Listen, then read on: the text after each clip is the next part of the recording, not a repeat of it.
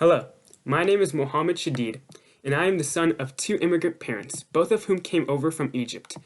In Middle Eastern cultures, unfortunately, mental health is not taken seriously at all, and it is almost taboo to talk about.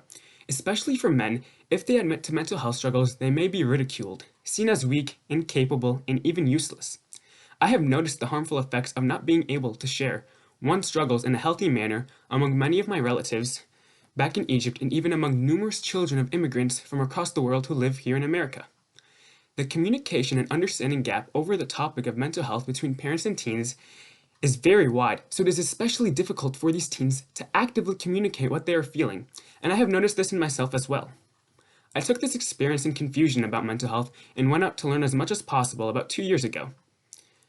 I was intrigued by the phenomenon of how reported cases of mental health in teens rose up almost in direct proportion in society as it began to advance.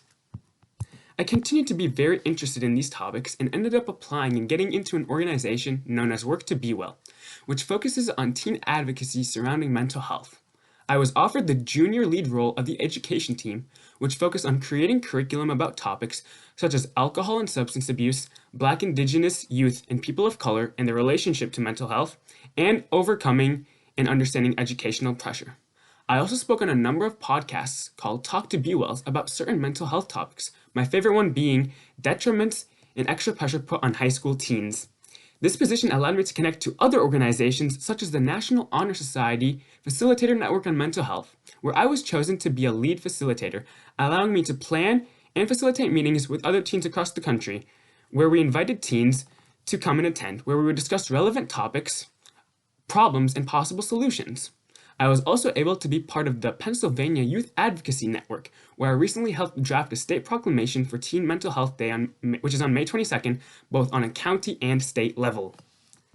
In my school, as part of a Stand Together program, I helped plan and lead a Chain of Truth event, which reflected the 1 in 4 people who have a mental health illness.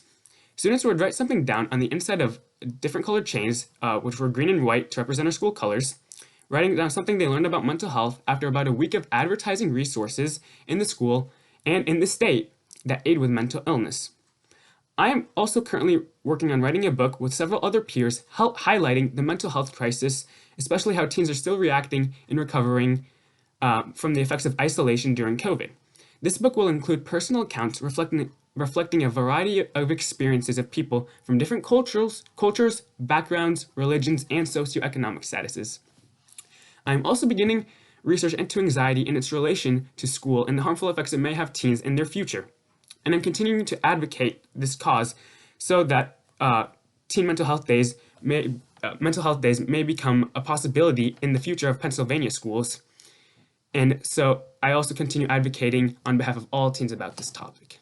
So, thank you.